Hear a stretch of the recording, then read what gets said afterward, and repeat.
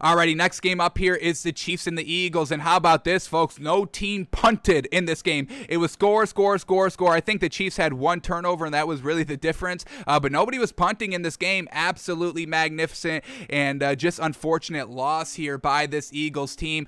But there are silver linings here for this Eagles team, folks. What was kind of our one big knock on the Eagles? We thought they were still a solid team, and we still do think they're a solid team. This is not a time to bail on this Eagles team. No. But they truly fixed up what they were struggling with in the first kind of couple games up until today or yesterday, which they truly kind of figured it out. They put up 30 points. They were able to kind of score a little early. Now, they still struggled a little bit, but they are showing promise and showing a little bit of growth here. So we are not going to be bailing on this Eagles team, folks. Yes, they're 1-3, but I don't think it's too much cause for concern here.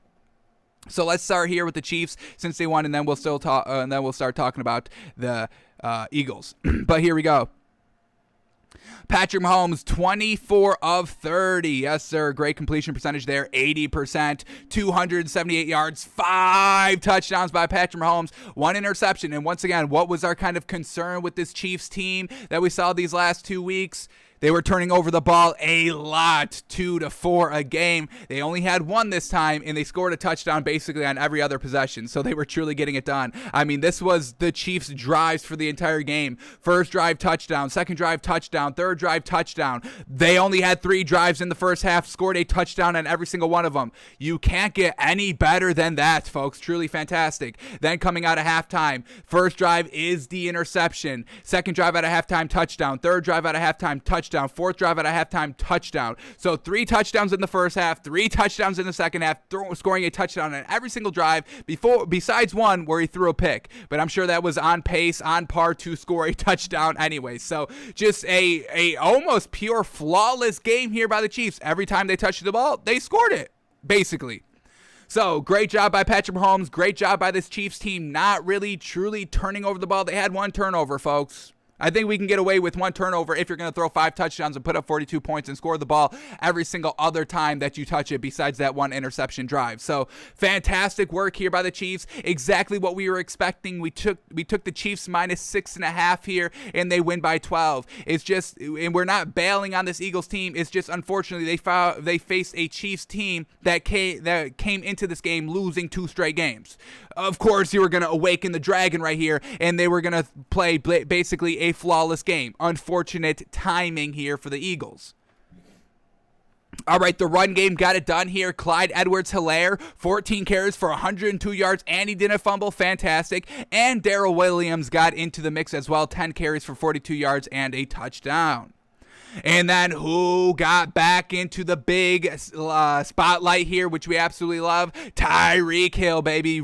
Kind of emerging as the best wide receiver in this league. 11 receptions for 186 yards and 3 touchdowns. Yes, sir. We'll definitely look at every single one of his catches in our Wednesday film study because this man truly got done. I think he led the week in receiving yards. He was the best receiver of the week, and we absolutely love that. So when push comes to shove, when their backs are truly against the wall, when they're facing going 0-3 in a 3-week stretch, they all step it up, and that's exactly what we expect from Patrick Mahomes and Andy Reid. So unfortunate loss here by the Eagles, but do not worry, Eagles fans, Eagles believers, Eagles lovers, whatever y'all are out there, do not worry.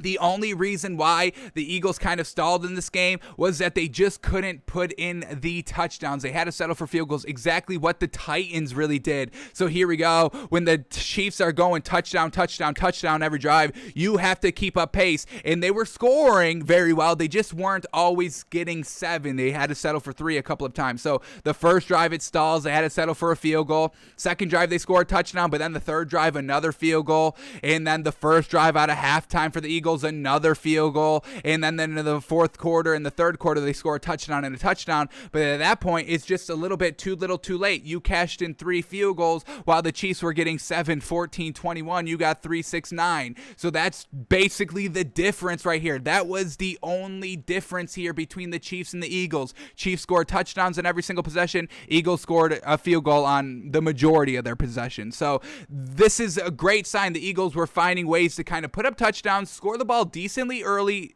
and kind of consistently, and that's what they were struggling with the last 2 weeks against the 49ers, never able to really score, and they were going for it on fourth down, and, they weren't getting it, and that was affecting them. They barely put up, like 11 points that game, and then against the Cowboys last week, it was just, not getting it done, throwing the interception in the red zone, not converting for touchdowns, not scoring in the red zone, and finally they were able to score. They put up 30 points. They were moving the ball, which is everything that you need to build upon. So do not worry about the Eagles, folks. Do not jump off ship on this Eagles. But let's start talking about these Eagles players. Here we go. Jalen Hurts goes 32 of 48 for 387 yards and 2 touchdowns. 32 of 48. What do we got? 66% completion percentage. We'll take that. 387 yards. Fantastic. 2 touchdowns. Fantastic. No picks. Fantastic. So overall, real solid game here by Jalen Hurts. Just unfortunately couldn't get it done in the red zone. Let's see where these kind of drives stalled. So here we go.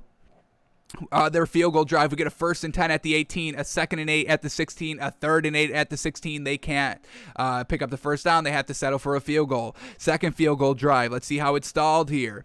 We get a 1st and 10 at the 12, a 2nd and 4 at the 6, a 1st and goal at the 3, a 2nd and goal at the 3, a 3rd and goal at the 3, and then they kick the field goal. So once again, that's exactly what we saw in that 49ers game for the Eagles, not getting it on really the goal line. So they truly, if they can clean that up, let's see what this third field goal drive was like.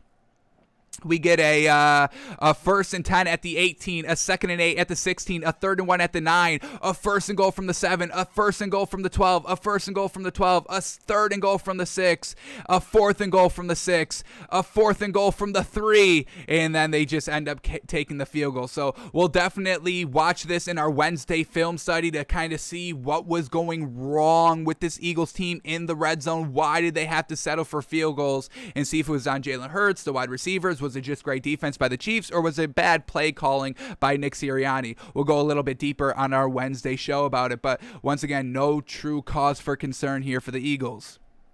All right, the Eagles barely ran the ball as well. Jalen Hurts was their leading rusher, 8 carries for 47 yards. Then we have Kenneth Gainwell, 3 carries for 31 yards. Then Miles Sanders, 7 carries for 13 yards. So they had no interest in running the ball here. And when the Chiefs are just keeping up the gas, keeping up the momentum, touchdown, touchdown, touchdown, touchdown, touchdown, touchdown, touchdown. I mean, there really is no room to run the ball because you have to keep the fast pace. You have to keep up the touchdowns and moving the ball down the field, keeping the defense off on their toes.